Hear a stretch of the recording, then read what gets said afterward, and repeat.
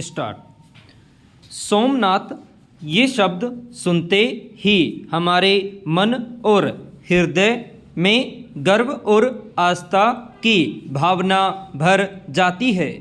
भारत के पश्चिमी तट पर गुजरात में प्रभास पाटन नाम की जगह पर स्थित सोमनाथ भारत की आत्मा का शाश्वत प्रस्तुतिकरण है। द्वादश ज्योतिर्लिंग स्तोत्रम में भारत के 12 ज्योतिर्लिंगों का उल्लेख है।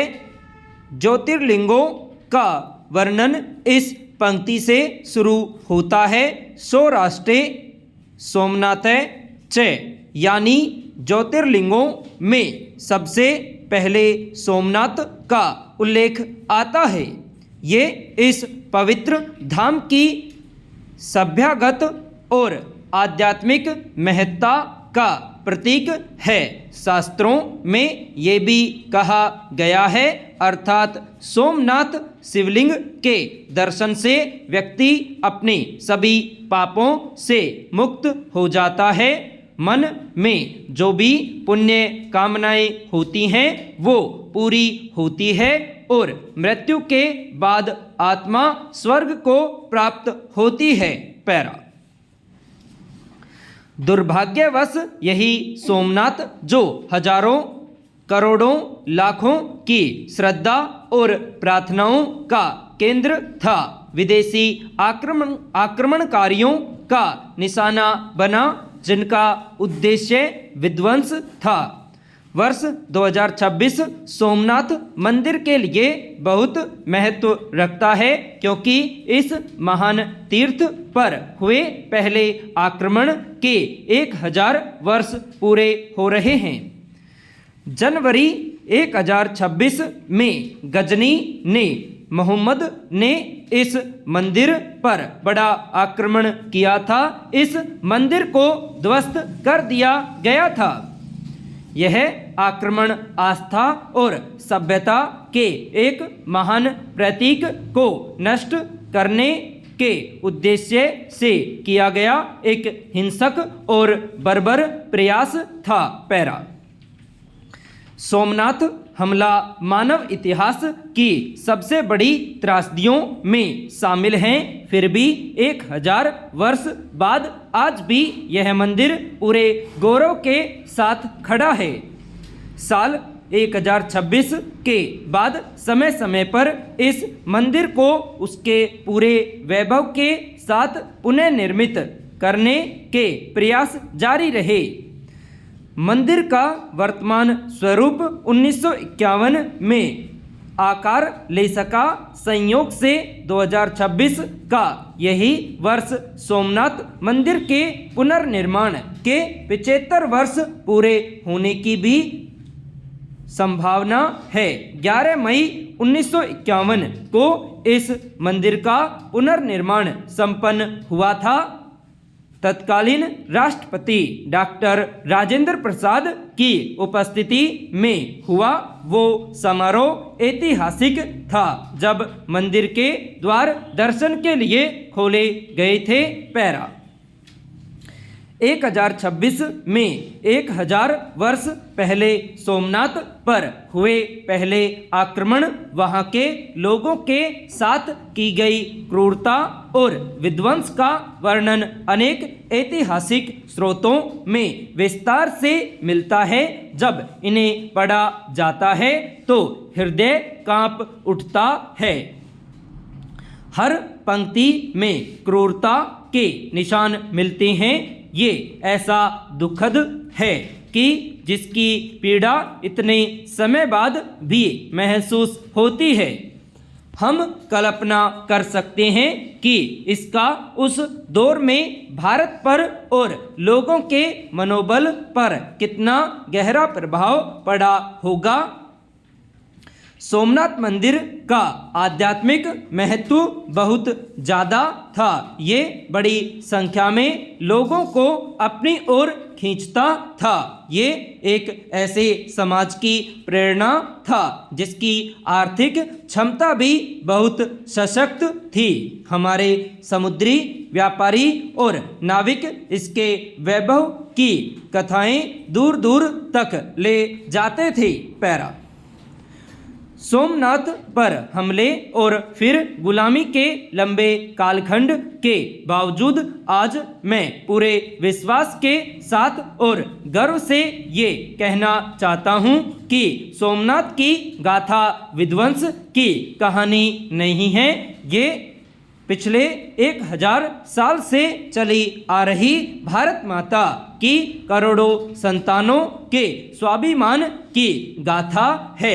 ये हम भारत के लोगों की अटूट आस्था की गाथा है। पैरा साल 1026 में शुरू हुई मध्यकालीन बर्बरता ने आगे चलकर दूसरों को भी बार बार सोमनाथ पर आक्रमण करने के लिए प्रेरित किया। यह हमारे लोगों और हमारी संस्कृति को गुलाम बनाने का प्रयास था, लेकिन हर बार जब मंदिर पर आक्रमण हुआ तब हमारे पास ऐसे महान पुरुष और महिलाएं भी थी जिन्होंने उनकी रक्षा के लिए खड़े होकर सर्वोच्च बलिदान दिया और हर बार पीढ़ी दर पीढ़ी हमारी महान सभ्यता के लोगों ने खुद को संभाला, मंदिर को फिर से खड़ा किया और उसे पुनः जीवंत किया। पैरा महमूद गजनवी लूटकर चला गया, लेकिन सोमनाथ के प्रति हमारी भावना को हमने छीन नहीं सका। सोमनाथ से जुड़ी हमारी आस्था, हमारा विश्वास और प्रबल हुआ। उसकी आत्मा लाखों श्रद्धालुओं की भीतर सांस लेती रही। साल 1026 के 1000 साल बाद आज 2026 में भी सोमनाथ मंदिर दुनिया को संदेश दे रहा है कि मिटाने की मानसिकता रखने वाले खत्म हो जाते हैं, जबकि सोमनाथ आज हमारे विश्वास का मजबूत आधार बनकर खड़ा है। वो आज भी हमारी प्रेरणा का स्रोत है, वो आज भी हमारी शक्ति का पुंज है। पैरा ये हमारा सौभाग्य है कि हमने उस धरती पर जीवन पाया है जिसने देवी अहिल्याबाई होलकर जैसी महान विभूति को जन्म दिया। उन्होंने ये सुनिश्चित करने का पुण्य प्रयास किया कि श्रद्धालु सोमनाथ में पूजा कर सके।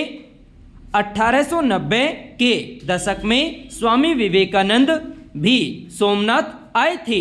वो अनुभव उन्हें भीतर तक आंदोलित कर गया। 1997 में चेन्नई में दिए गए एक व्याख्यान के दौरान उन्होंने अपनी भावना व्यक्त की। उन्होंने कहा, दक्षिण भारत के प्राचीन मंदिर और गुजरात के सोमनाथ जैसे मंदिर आपको ज्ञान के अनगिनत पाठ सिखाएंगे।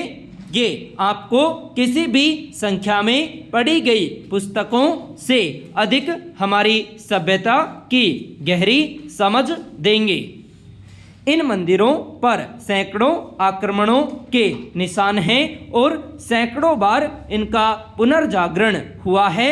ये बार बार नष्ट किए गए और हर बार अपने ही खंडरों से फिर खड़े हुए, पहले की तरह सशक्त। पहले इससे अलग हो जाने पर विनाश ही होगा। पैरा ये सर्वविदित है कि आज़ादी के बाद सोमनाथ मंदिर के पुनर्निर्माण का पवित्र दायित्व सरदार वल्लभ भाई पटेल के समक्ष हाथों में आया। उन्होंने आगे बढ़कर इस दायित्व के लिए कदम बढ़ाया। 1947 में दिवाली के समय उसकी सोमनाथ यात्रा हुई। उस यात्रा के अनुभव ने उन्हें भीतर तक झकझोर दिया। उसी समय उन्होंने घोषणा की कि यही सोमनाथ मंदिर का पुनर्निर्माण होगा। अंततः 11 मई 1951 को सोमनाथ में भव्य मंदिर के द्वार श्रद्धालुओं के लिए खोल दिए गए। उस अवसर पर तत्कालीन राष्ट्रपति डॉक्टर राजेंद्र प्रसाद उपस्थित थे। महान सरदार साहब इस ऐतिहासिक दिन को देखने के लिए जीवित नहीं थे, लेकिन उनका सपना राष्ट्र के सामने साकार होकर भव्य रूप से उपस्थित था। तत्कालीन राष्ट्रपति पंडित जवाहरलाल नेहरू इस घटना से अधिक उत्साहित नहीं थे। वे नहीं चाहते थे कि माननीय राष्ट्रपति और मंत्री इस समारोह का हिस्सा बने। उन्होंने कहा कि इस घटना के भीतर भारत की छवि खराब होगी, लेकिन राजेंद्र बाबू अडिग रहे और फिर जो हुआ उसने एक नया इतिहास रच दिया। पैरा सोमनाथ मंदिर का कोई भी उल्लेख के.एम. मुंशी जी के योगदानों को याद किए बिना अधूरा है। उन्होंने उस समय सरदार पटेल का प्रभावी रूप से समर्थन किया था। सोमनाथ पर उनका कार्य विशेष रूप से उनकी पुस्तक सोमनाथ द श्राइन इंटरनल अवश्य पढ़ी जानी थी। जैसा कि मुंशी जी की पुस्तक के शीर्षक से स्पष्ट होता है, हम एक ऐसी सभ्यता हैं जो आत्मा और विचारों की अमरता में अटूट विश्वास रखती है। हम विश्वास करते हैं कि सोमनाथ का भौतिक ढांचा नष्ट हो गया है, लेकिन उसकी चेतना अमर रही। पैरा इन्हीं विचारों ने हमें हर कालखंड में हर परिस्थिति में फिर से उठ खड़े होने, मजबूत बनने और आगे बढ़ने का सामर्थ्य दिया है। इन्हीं मूल्यों और हमारे लोगों के संकल्प की वजह से आज भारत पर दुनिया की नज़र है। दुनिया भारत को आशा और विश्वास की दृष्टि से देख रही है। वह हमारे सृजनशील युवाओं में निवेश करना चाहती है। हमारी कला, हमारी संस्कृति, हमारा संगीत और हमारे अनेक पर्व आज वैश्विक पहचान बना रहे हैं। योग और आयुर्वेद जैसे विषय पूरी दुनिया में प्रभाव डाल रहे हैं। ये स्वस्थ जीवन को बढ़ावा दे रहा है। आज कई वैश्विक चुनौतियों के समाधान के लिए दुनिया भारत की ओर देख रही है। अनादिकाल से सोमनाथ मंदिर के हर क्षेत्र के लोगों को जोड़ता आया है। सदियों पहले जैन परंपरा के आदरणीय मुनि कालीकाल सर्वज्ञ हेमचंद्राचार्य यहाँ आए थे और कहा जाता है कि प्रार्थना के बाद उन्होंने कहा, अर्थात उस परम तत्व को नमन जिसमें सांसारिक बंधनों के बीज नष्ट हो चुके हैं, जिसमें राग और सभी विकार शांत हो गए हैं। आज भी दादा सोमनाथ के दर्शन से ऐसी ही अनुभूति होती है।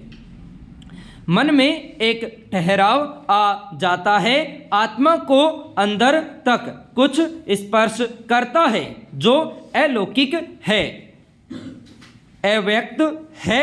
वर्ष 1026 के पहले आक्रमण के 1000 वर्ष बाद 2026 में भी सोमनाथ का समुद्र उसी तीव्रता से गर्जना करता है और तट को स्पर्श करती लहरें उसकी पूरी गाथा सुनाती है।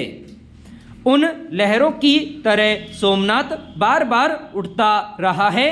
अतीत के आक्रमणकारी आज समय की धूल बन चुके हैं। उनका नाम अब विनाश के प्रतीक के तौर पर लिया जाता है। इतिहास के पन्नों में वे केवल फुटनोट हैं, जबकि सोमनाथ आज भी अपनी आशा बिखेरता हुआ प्रकाशमान खड़ा है।